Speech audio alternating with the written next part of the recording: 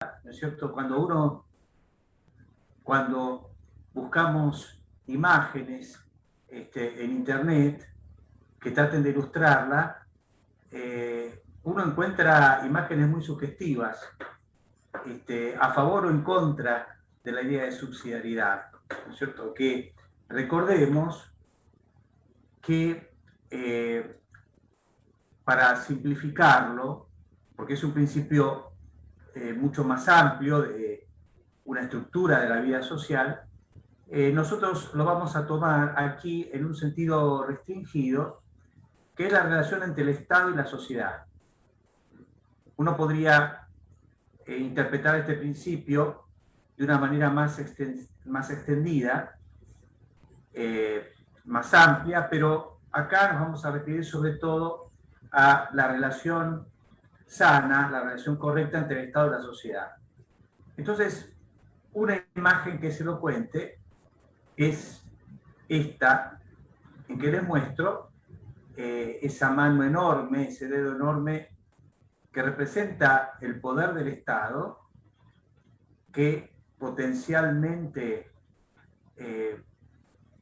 no puede superar todo límite razonable y convertirse en una amenaza para las personas. Hay una desproporción tan grande entre el poder del Estado actual y el individuo que ese peligro no es suficientemente conjurado por las instituciones. Y siempre, por lo tanto, hay que estar vigilantes de que no suceda esto, que el Estado aplaste al individuo. Ahora, si uno se fija en las diferentes imágenes sobre este mismo tema, también encuentra otra que parecería ser positiva.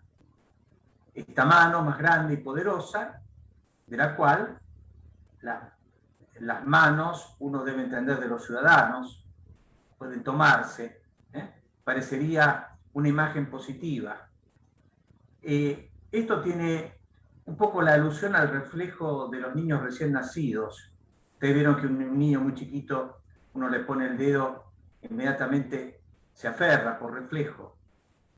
Acá hay una idea del ciudadano como una especie de niño que necesita ser levantado por la mano poderosa del Estado. Ahora, uno podría interpretar, por eso puse estas dos caras juntas, que acá hay una visión buena del Estado y acá hay una visión mala del Estado. En realidad, se trata, a mi juicio, de dos caras de la misma moneda, que es el estatismo. El estatismo, por un lado, atribuye al Estado una especie de función redentora, el Estado presente, el Estado protagonista de la vida social, pero la contrapartida de esa omnipresencia del Estado es precisamente la expansión de sus facultades, y por lo tanto algo que conduce al Estado autoritario. Atribuirle al Estado funciones excesivas y siempre crecientes lleva, ¿no es cierto?, a ese exceso de poder que hace vanas las garantías formales que protegen a los individuos. Sin embargo, la Iglesia en la actualidad no está, me parece, es una opinión personal, tomando con suficiente seriedad esta amenaza. Y eso me recuerda a un libro que ya tiene algunos años, un libro de especialistas americanos, que decían que la doctrina social de la Iglesia era nuestro secreto mejor guardado. Es decir, que a pesar de que todavía se la invoca, se la estudia muy poco en el nivel de los principios. Se la estudia muy poco. Y aún en ámbitos académicos, el interés ha pasado a concentrarse en cuestiones particulares, descuidando los principios. Acá estamos hablando de principios. Y un signo que a nivel del lenguaje nos puede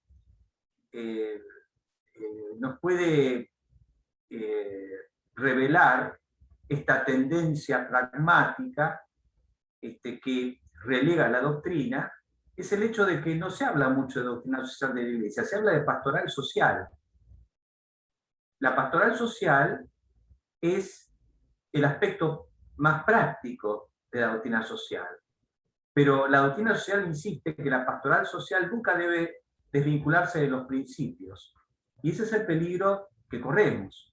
Por lo tanto, la reflexión sobre la subsidiariedad es una reflexión impostergable, urgente, porque hoy el Estado posee instrumentos que hace solo 20 o 30 años eran impensables. Hoy estaba escuchando, por ejemplo, en China, las nuevas técnicas de control para los niños, ¿no es cierto? Su uso de Internet, el tiempo que emplean en videojuegos, los chips que se propone incorporar a sus vestimentas para poder saber a cada momento dónde están y cuánto tiempo emplean en cada lugar. Todo ese tipo de cosas hablan del peligro que se cierne con las nuevas tecnologías sobre la libertad de las personas, ¿no? Ahora, para entender adecuadamente este tema de la relación del Estado con la sociedad, uno tiene que partir de la base de que en la doctrina social de la Iglesia, la persona es el centro. Y la persona, por supuesto, nace ya en un estado social, a diferencia de lo que postulaban los autores del contrato social, nace en una familia y se va socializando progresivamente a través de asociaciones intermedias, pensemos en el colegio, en el club, en todo tipo de asociaciones voluntarias, para finalmente integrarse en el conjunto de la sociedad y en la vida política de la comunidad. Y el Estado, en esta visión, está al servicio de la sociedad, pero siempre respetando lo que en doctrina social se llama el protagonismo de la sociedad civil. La sociedad civil es el conjunto de relaciones de todo tipo que se dan entre las personas, esa red de relaciones originaria, a partir de la cual se construye la sociedad, de abajo para arriba. Y el Estado está al servicio del protagonismo de la sociedad civil. Esta es la visión del Estado que Maritain llamaba instrumental. El Estado es un instrumento al servicio de la sociedad civil. Ahora, el peligro se da cuando el Estado se convierte en una especie de substancia en sentido filosófico, es decir, un ente que tiene existencia en sí mismo y, por así decirlo, fagocita la vida social y dentro de ella al individuo. El Estado, al colonizar las instituciones intermedias, asociaciones intermedias, deja al individuo expuesto a su poder, virtualmente sin límite. Esto sucede, por ejemplo, cuando el Estado invade ámbitos de la vida social, como puede ser el ámbito económico, el ámbito cultural, el ámbito del arte, el ámbito de la educación, el ámbito de los medios de comunicación, y en todos impone una lógica que es ajena al fin de cada asociación intermedia, que tienen sus fines propios, y sustituye la lógica propia de esas asociaciones por una lógica de tipo político, que es ajena al fin de las instituciones de la sociedad civil. Trabaja con un virus, ¿no es cierto?, que le quita a la célula su propio programa y le impone un programa exógeno.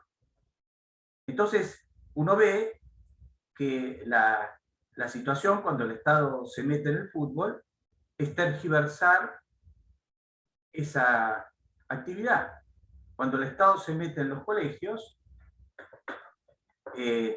lo que hace es politizar la vida educativa, cuyos fines propios son otros.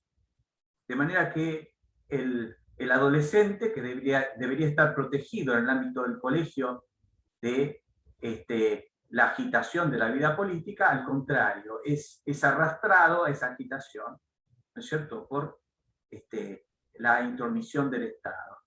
Y así uno puede pensarlo en otros ámbitos donde la vida social es colonizada. Ahora, frente a esto, la Iglesia ha tenido siempre, en la doctrina social, una visión muy sobria de las funciones del Estado. Esto lo ejemplifico con las funciones que Juan Pablo II en Centésimos Annus, su encíclica por los 100 años de la Rerum Novarum, atribuye al Estado en la economía. Por supuesto no es el único ámbito, pero esto es ejemplificativo. Dice que el Estado tiene la función de garantizar la seguridad pública, la libertad y la propiedad. Que el Estado debe crear condiciones para las empresas y el trabajo. Las condiciones. Y solo excepcionalmente puede asumir alguna función de suplencia, pero por tiempo determinado y de modo excepcional.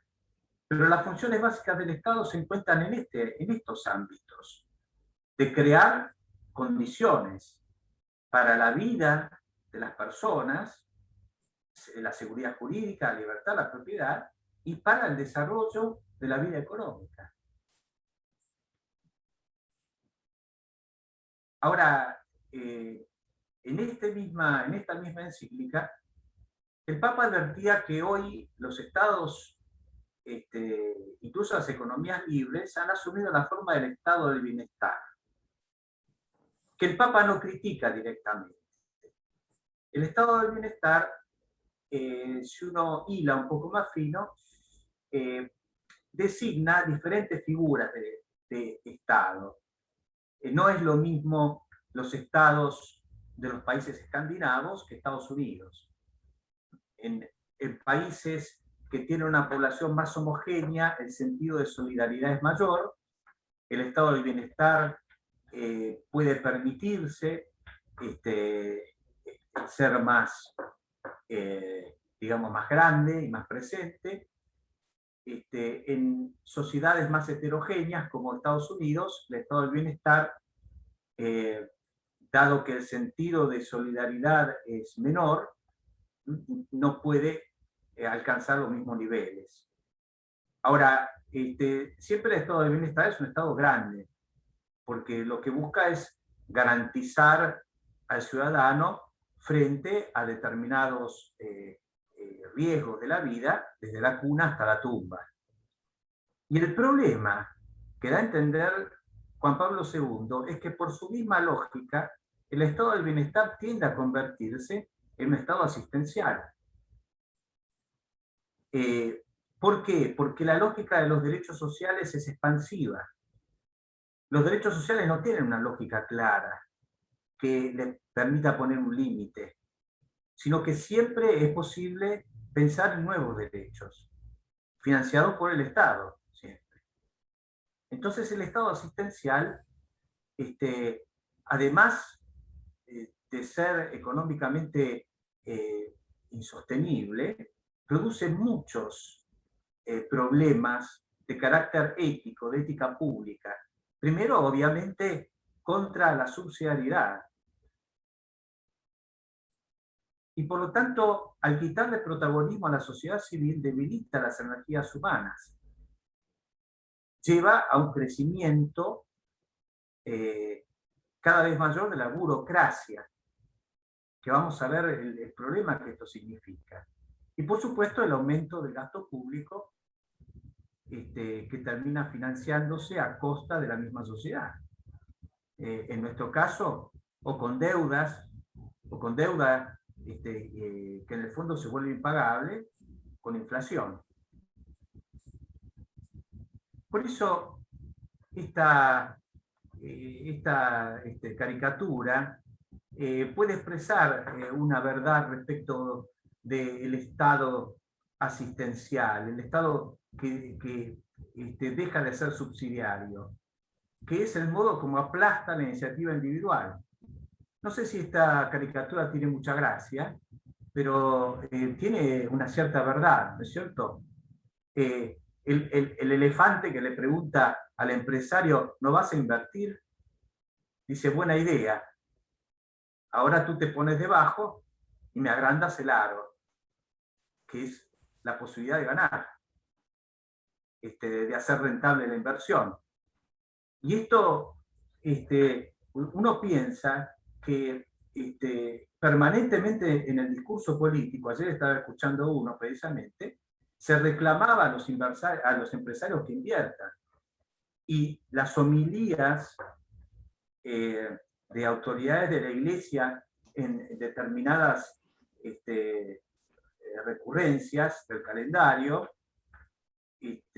siempre tienen algún reclamo a que el empresario invierta, ¿no es cierto? Ahora, es muy difícil pensar que un empresario puede invertir cuando no hay condiciones que hagan rentable la inversión. Uno de los aspectos que más se ha olvidado en este sentido es que Juan Pablo II hablaba del empresario indirecto. Está el empresario directo y el empresario indirecto. Y el Estado es la principal figura de empresario indirecto.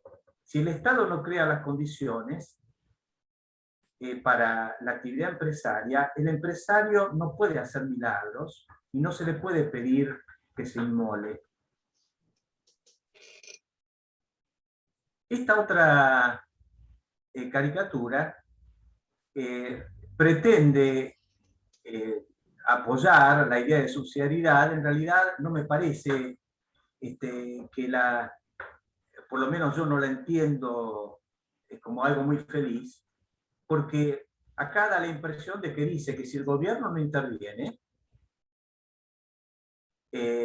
la economía se hace insostenible y los empresarios, digamos, o la actividad económica privada en general, se ve expuesta a la explotación del sistema financiero.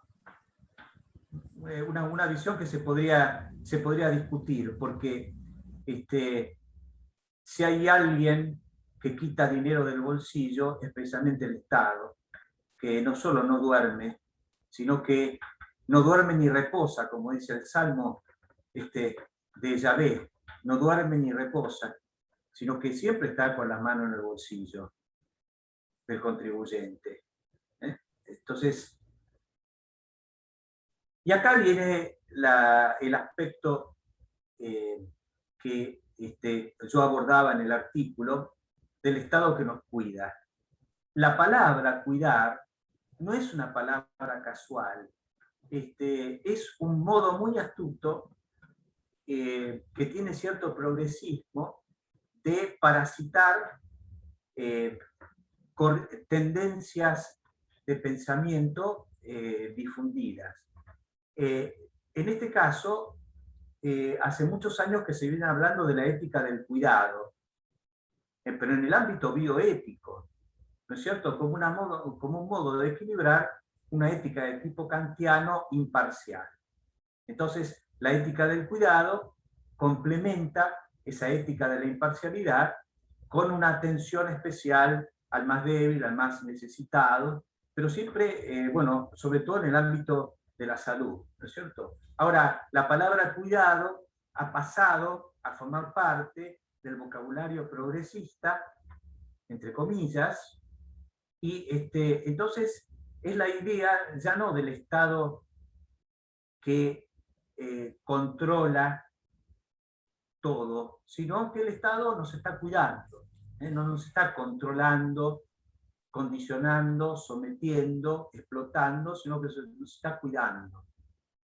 Pero el cuidado puede convertirse en una trampa para la libertad, porque lo que yo decía en ese artículo es que el Estado no tiene instrumentos para cuidar en sentido propio, porque el cuidado en sentido propio hace referencia a una relación personal, de conocimiento personal. El Estado no tiene esos instrumentos porque el Estado sobre todo actúa a través de instrumentos que son generales, válidos para todos. Y por lo tanto actúa con un conocimiento muy limitado de las circunstancias. El Estado tiene que actuar con un conocimiento genérico, porque no tiene manera de acceder a otro tipo de conocimiento. Y eso significa que cuando el Estado intenta cuidar, suele hacerlo de un modo paternalista e intrusivo, y que sustituye con una lógica burocrática lo que las personas más cercanas a las situaciones pueden conocer y hacer.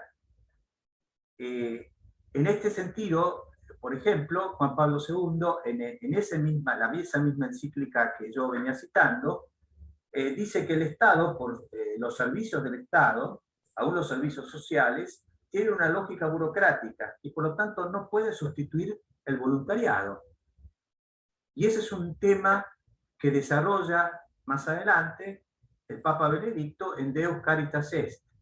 El Estado no puede sustituir la caridad, no puede sustituir la solidaridad de la sociedad civil. Es un mal cuando el Estado lo intenta, porque el Estado no tiene los instrumentos para hacerlo de la misma manera, sin perjuicio de que uno le reconozca al Estado funciones asistenciales.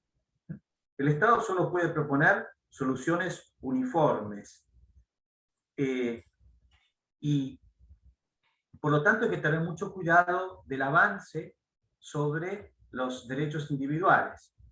Ustedes conocen el libro de von Hayek, La pretensión fatal, en el cual dice que el mayor error del socialismo ha sido el tener la pretensión de saber lo suficiente para dominar y controlar todos los resortes de la vida social, empezando por la economía. Y por eso Hayek dice esto que es paradójico, ¿no es cierto? Que la misión del economista es demostrar qué poco realmente los hombres conocen acerca de aquello que ellos imaginan que pueden diseñar. Es decir, esos grandes sistemas económicos centralizados que se intentaron en el pasado en nombre del socialismo. Y por eso Hayek decía, es preferible, yo prefiero un conocimiento imperfecto que deja mucho espacio para lo indeterminado, lo imprevisible, que la pretensión de un conocimiento exacto y científico, que tiene todas las posibilidades de ser falso. La pretensión de saberlo todo. El Estado suele actuar bajo una pretensión de saber más de lo que sabe. Entonces, el peligro es esa visión colectivista de la sociedad, donde los individuos son engranajes de la máquina social, y la idea de que si el tablero de control es suficientemente sofisticado, se puede controlar todo. Acá quiero ser cuidadoso. Hay una frase que se le atribuye a Kicillof, que puede o no haberlo dicho en realidad, pero que yo creo que interpreta su pensamiento, es que la planificación soviética no hubiera fracasado si hubiera contado con las herramientas que hoy tenemos para procesar información. Es decir, que el problema era que en aquel momento no había el software suficiente. Y una idea parecida era la de Mao Zedong, cuando decía que el conocimiento es una cuestión de ciencia. Y él durante toda su vida intentó modelar la sociedad china a través de esa pretendida ciencia, con los resultados catastróficos que todos conocemos. Entonces, para ir terminando, la doctrina social de la Iglesia debe ser recordada, incluso por, perdón la presunción de lo que voy a decir, pero por muchos pastores. Porque básicamente la doctrina social de la Iglesia lo que nos propone es un marco de principios que están lógicamente vinculados entre sí, y sin los cuales la acción pastoral queda ciega, sin brújula. El principio obviamente fundamental es la dignidad de la persona humana. Y de ahí se sigue el principio del bien común, que tiene que ser el bien de todos y cada uno, porque ningún hombre es descartable debido a su dignidad única. Ahora, eso en el plano de las relaciones humanas se traduce en la subsidiariedad y la solidaridad. Fíjense que hoy prácticamente el discurso eclesial se centra en la solidaridad, sin buscar el equilibrio con la subsidiariedad.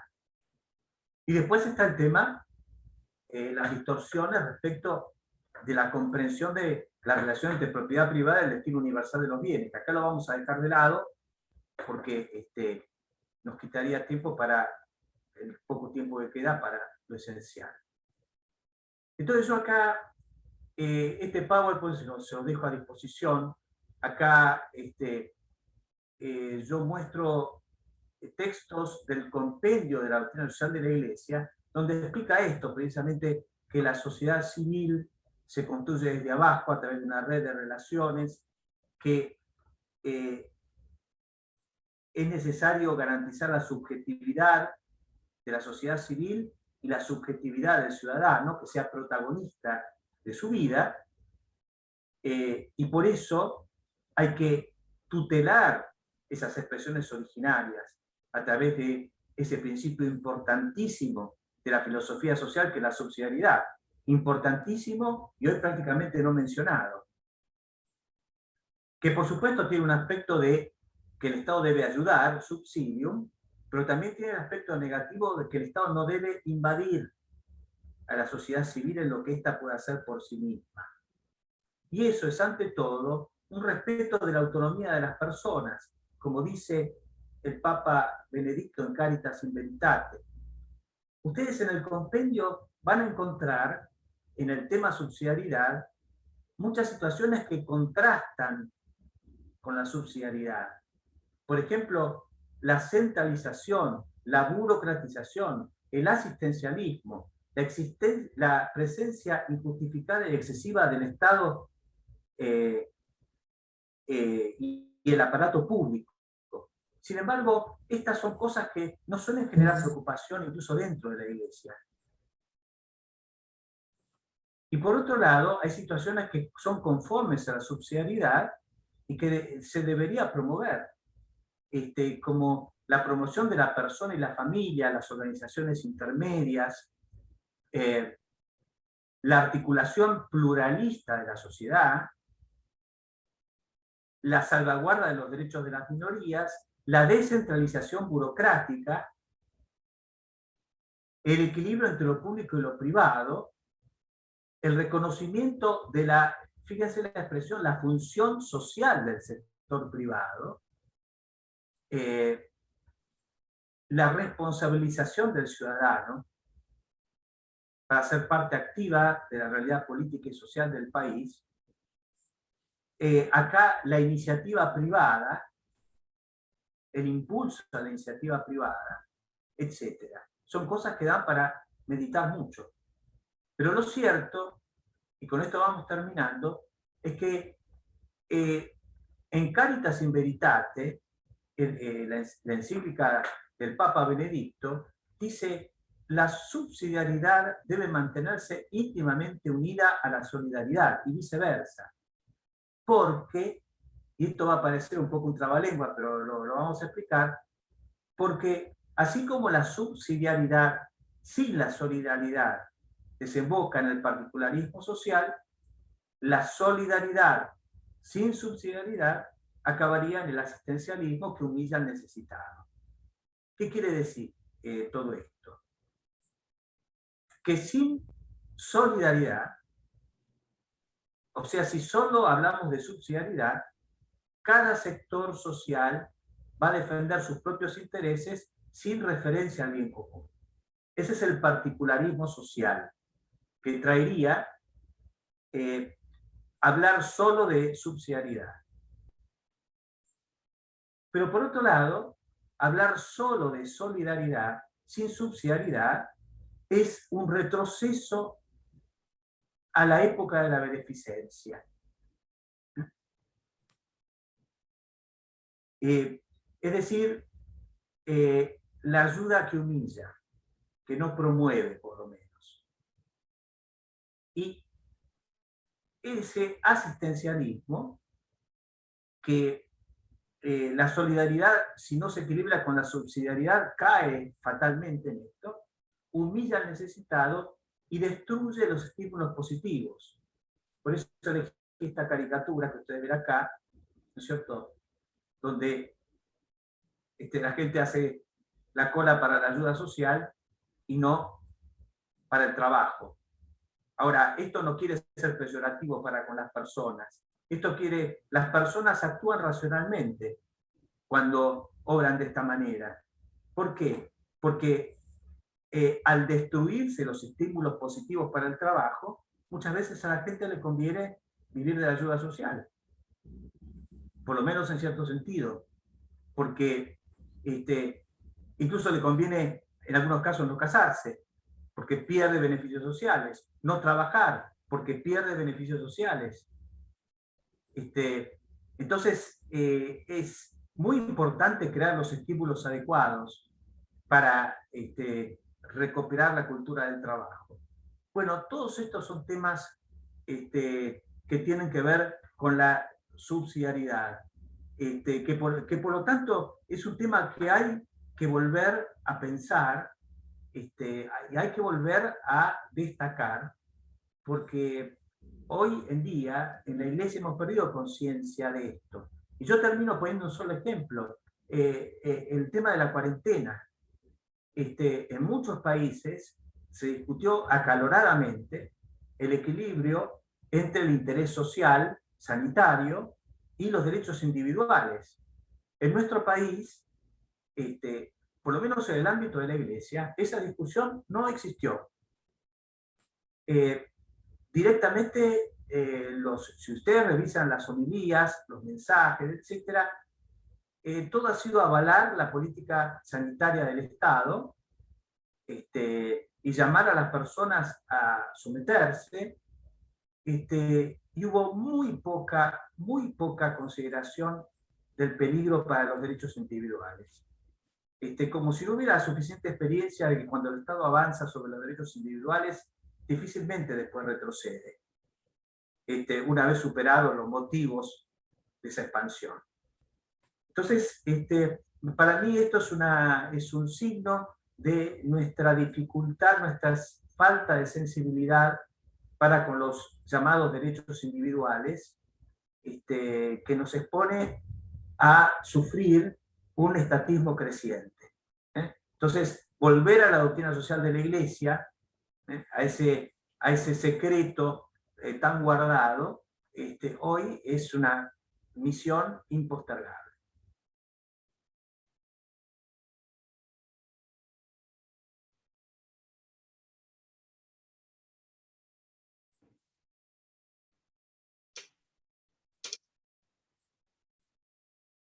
Roberto, ¿terminó?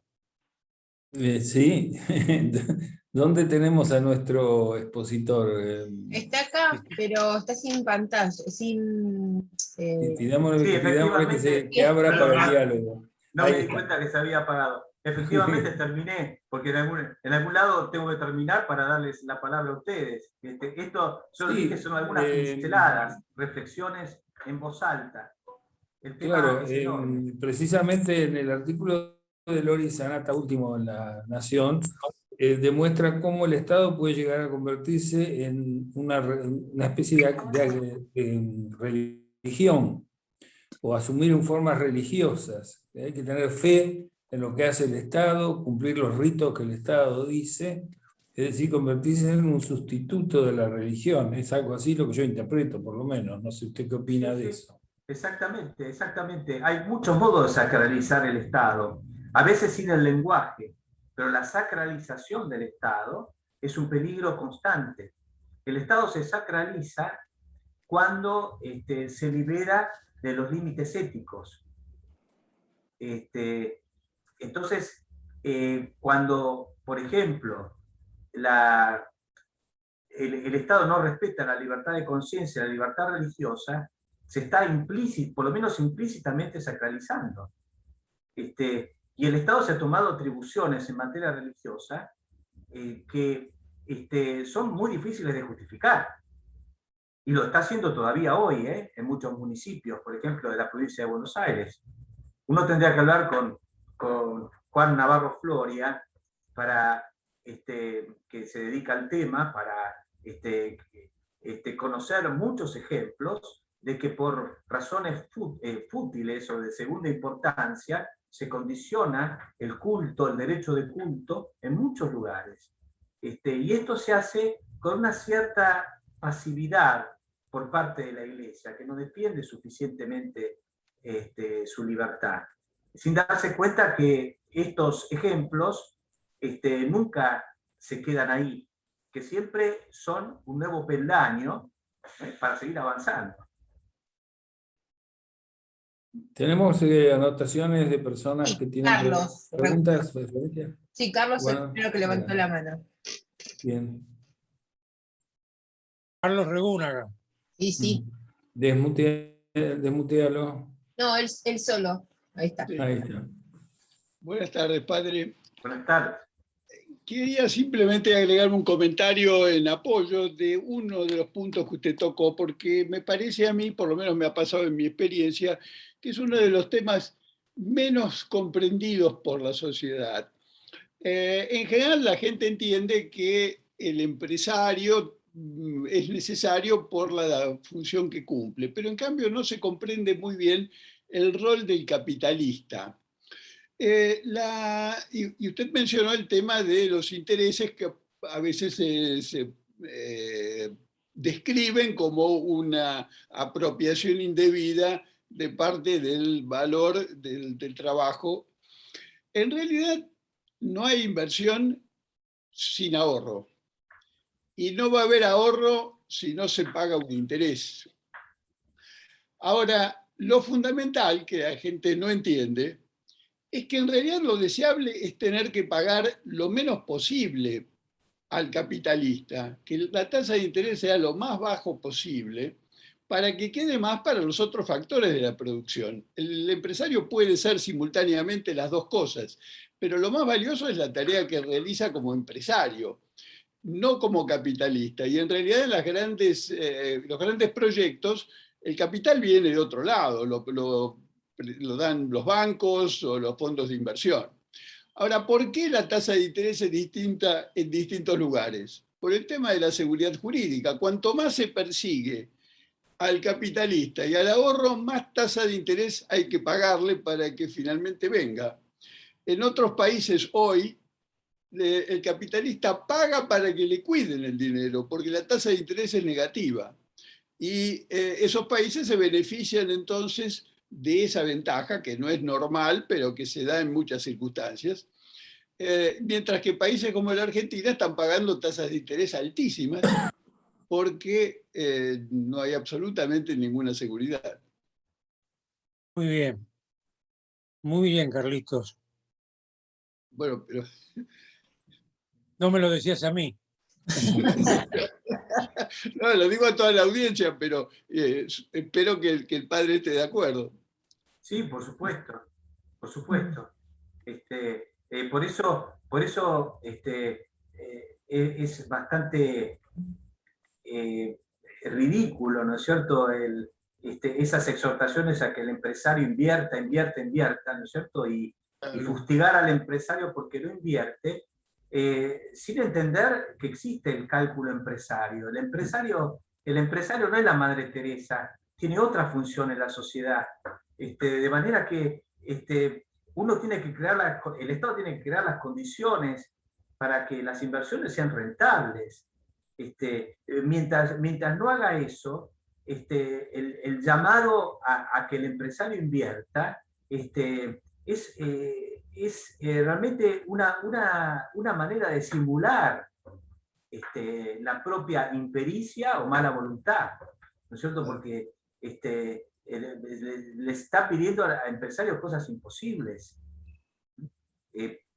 Porque lo mismo pasa lamentablemente dentro de la iglesia, cuando yo sufro, cuando en las homilías se habla del empresario como que tiene que dar trabajo, no tiene que sacar el dinero, tiene que dar trabajo. Bueno, den estímulo, porque el empresario argentino no es más malo que el empresario americano o de otros países.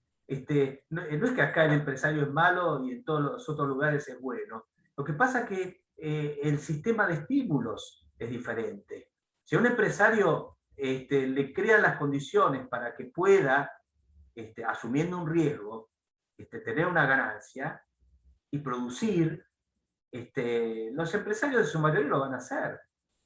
Porque así se reacciona en todos los lugares donde hay condiciones propicias.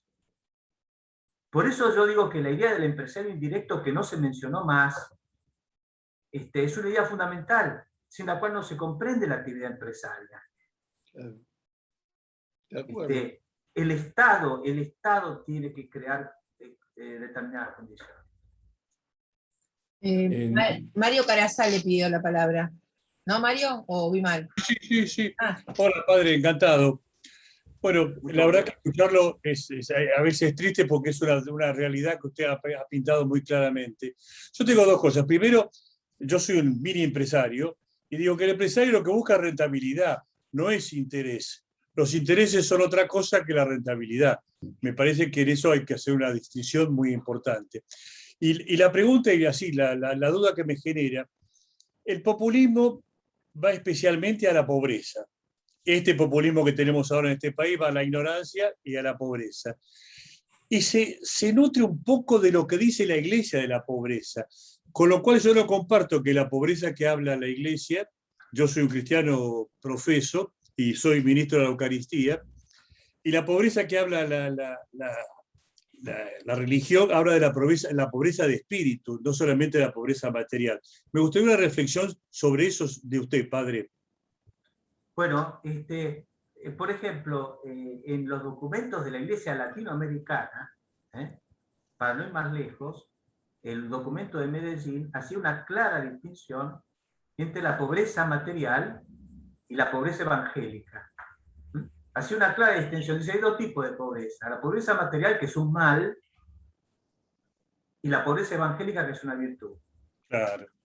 Ahora, lamentablemente, y contra todo lo que uno podía esperar, a continuación, no solo no se profundizó en esa perspectiva, sino que se tendió a confundir los dos tipos de pobreza, haciendo del pobre material un sabio espiritual. Y esto el mismo Gustavo Gutiérrez, que fue el fundador de la teología de la liberación, lo advirtió qué iba a suceder con la teología argentina, en particular, la teología del pueblo. Gustavo Gutiérrez advirtió, ustedes van a hacer del pobre material un rico espiritual, con lo cual van a hacer un planteo conservador, bajo una pátina revolucionaria. El planteo va a ser profundamente conservador y funcional. Y lamentablemente la profecía de Gustavo Gutiérrez, nada menos, se cumplió, porque surgió una teología profundamente conservadora, que es una teología de exaltación e idealización de la pobreza, que es profundamente contradictoria, porque después critica los mecanismos que supone que generan la pobreza, pero al mismo tiempo, en ese planteo, salir de la pobreza es un mal, porque uno se expone a los peligros de el bienestar. Y tal es así, esto podría parecer una malicia de mi parte, pero tal es así que el documento de Puebla, en 1978, tiene un número que yo siempre digo que es un acto fallido, en el cual dice que se valora especialmente a los valores de las personas de clase media baja. Y eso es una cosa muy sorprendente, porque uno dice, ¿por qué clase media baja? Y muy fácil, porque no tienen los males tremendos de la pobreza, ni tampoco los peligros de la riqueza. Clase media baja. Entonces hay que decirle al señor kiosquero que su hijo no vaya a la facultad, a ver si tiene la desgracia de prosperar. ¿No es cierto? Eso está en el documento de Puebla y muestra lo que uno en lógica llama la aporía, es decir, un pensamiento que no tiene salida, no tiene salida, es una contradicción sin salida. Muchas gracias, padre, muy amable. Guillermo Lascano Quintana. Padre, muchas gracias por su exposición, que ha sido muy clara.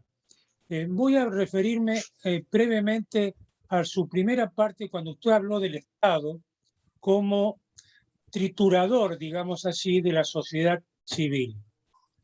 Luego señaló en algún momento de su exposición lo que está sucediendo en todos los países escandinavos, que han priorizado, digamos, la intervención del Estado de un modo socialdemócrata, y sin embargo parece que no han conculcado las libertades principales de los ciudadanos, que son las que están establecidas en nuestra Constitución.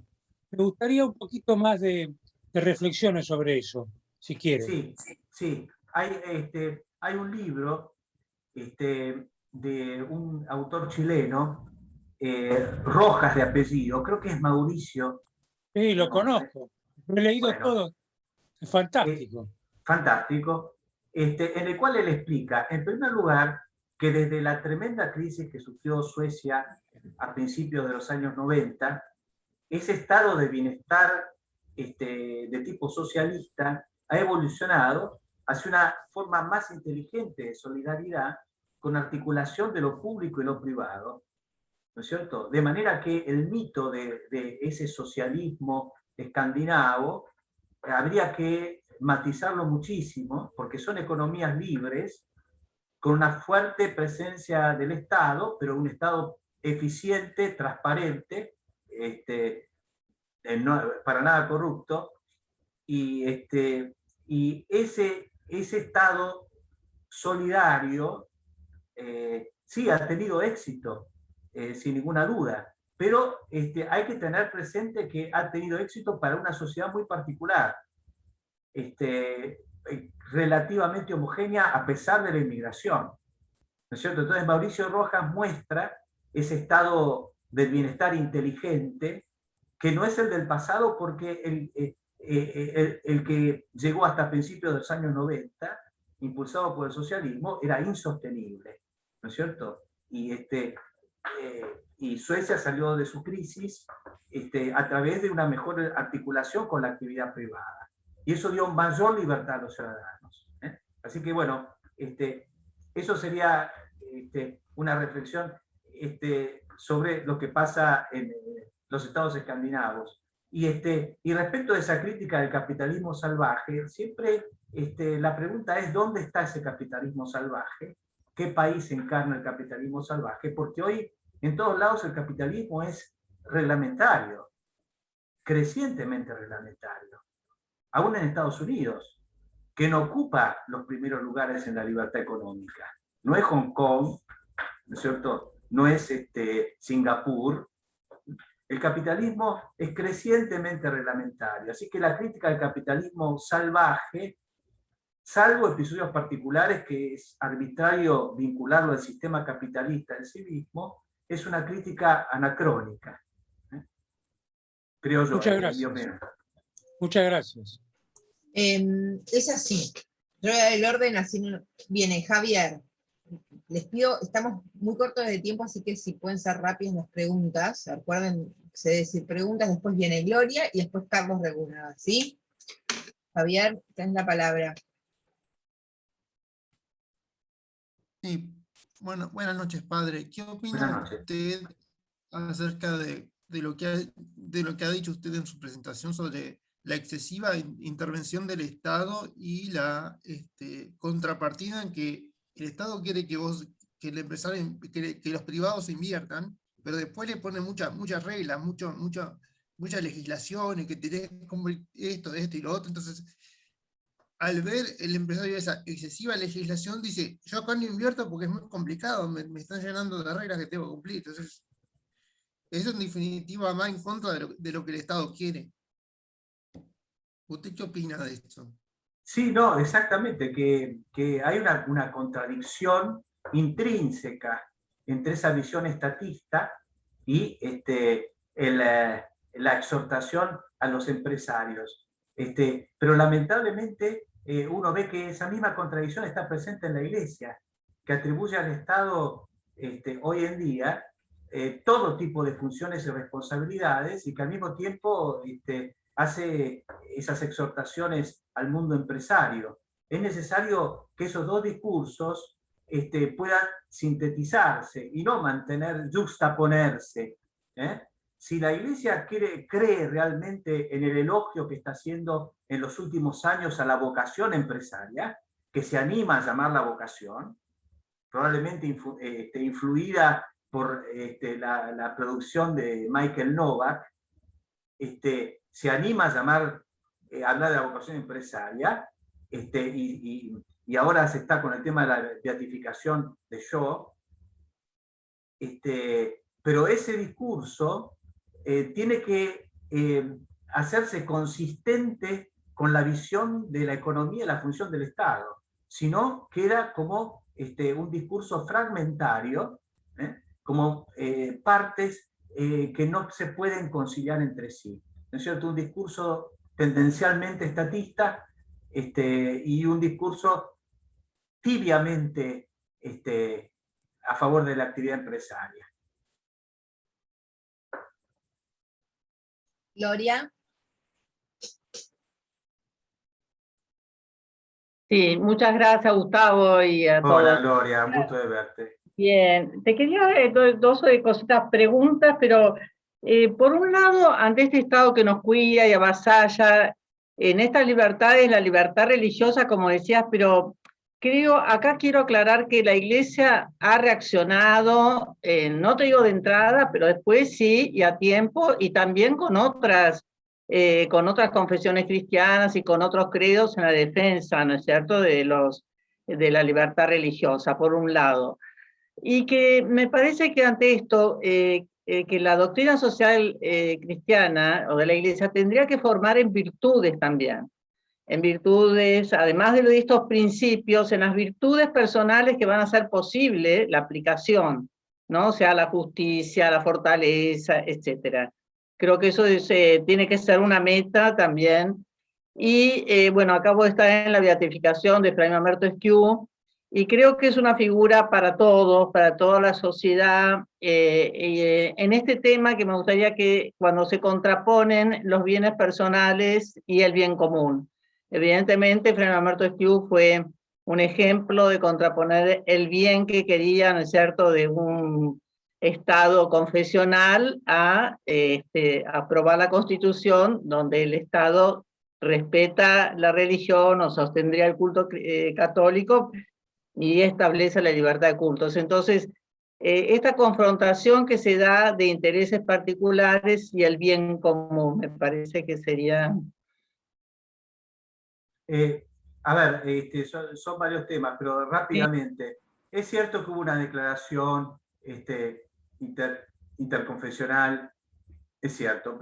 Pero si uno compara la reacción de la Iglesia Católica en Argentina, y por qué no decirlo, con este gobierno en particular, con la reacción que hubo en otros países, por ejemplo en Estados Unidos, o las polémicas suscitadas, si uno piensa en lo que hemos tenido que pasar el año pasado con la cuarentena, en el tema del culto, y el mal que eso ha significado, la reacción va más bien para el lado de la tibieza que digamos, de la convicción y la firmeza.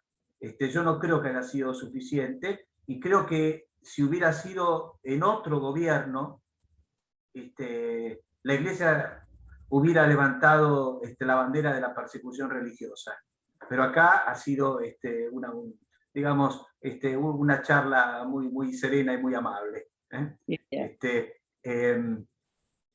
Después, no recuerdo lo de las virtudes, por supuesto, porque en los contenidos universales de la doctrina social no solo están los principios, sino que están las virtudes, como vos muy bien señalás, que es el aspecto subjetivo de este tema. Pero yo quise referirme solamente a los principios por la temática que abordábamos, principio de subsidiariedad. Pero obviamente, para la doctrina social de la Iglesia, si no están las virtudes, los principios no se pueden llevar a la práctica, ¿no? Así que en eso tenés toda la razón. Es simplemente que me quise focalizar en ese aspecto. Pero la doctrina social de la Iglesia es fundamentalmente virtudes, y no modelos sociales. Sí. El otro tema que te decía era cuando hay conflictos entre los bienes particulares y el bien común. Bueno, ese es un tema que no puede resolverse de un modo taxativo. Hay una articulación muy delicada. Pero lo que yo quería llamar la atención es que para nosotros no ha sido casi un problema. Me refiero en el ámbito de la Iglesia. El tema de los derechos individuales no ha sido un problema durante la pandemia. Y eso es una cosa llamativa, porque habla de una cultura, ¿no es cierto? Una cultura que tiene en este sentido que avanzar, en un sentido que, aunque sea polémico, es un sentido liberal, de liberalismo político, las garantías de las libertades individuales, que hoy es un tema que casi no se puede tocar. Correcto. Perfecto. Carlos Regunaga. Muy brevemente, simplemente para abonar lo que se dijo con respecto a los excesos del socialismo en Suecia.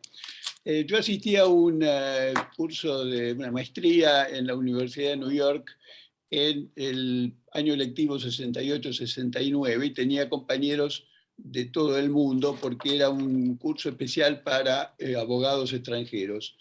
Y tenía un matrimonio que era sueco, y lo que me decían era que en esa época ya se notaba que el exceso de intervención del Estado estaba llevando a que una cantidad de talentos muy importante se perdieran para Suecia, porque los más competitivos, aquellos más capacitados, buscaban otros lugares más abiertos en Europa o en Estados Unidos. Bueno, con esto creo que estamos agotando ya. Sí. Así que, perdón. Sí, Robert, si querés cerramos ya. ¿Estoy abierto? Sí. Sí, sí. Bueno, le agradecemos mucho a Gustavo Irrazábal su charla, que ha dejado puntos como para profundizar, evidentemente. Creo que todos nos hemos quedado con alguna pregunta o alguna inquietud pendiente de reflexión. Pero realmente es importante que este tipo de cosas se planteen y se analicen. Creo que hemos vivido estos días una muestra de cómo la sociedad civil, en muchos aspectos, se ha revelado. Para mí los padres organizados, es decir, la vuelta a clase, la súbita terminación de las medidas pro pandemia teóricas, para mí son un claro ejemplo de que la sociedad argentina tiene todavía cierta capacidad de enfrentar los intentos totalitarios del Estado. Así que creo que eso es una cosa como para recibir con beneplácito y esperanza. Le agradecemos mucho su exposición y bueno, seguiremos leyendo las notas que produzca y siguiendo la conversación. Sabe que hemos publicado algunas en la Gaceta, así que la Gaceta está abierta también, si quiere publicar aquí. Muchas gracias. Bueno, gracias por la invitación, me siento muy honrado. Fue fantástico, muchas gracias, padre. Hasta pronto. Chao. Adiós.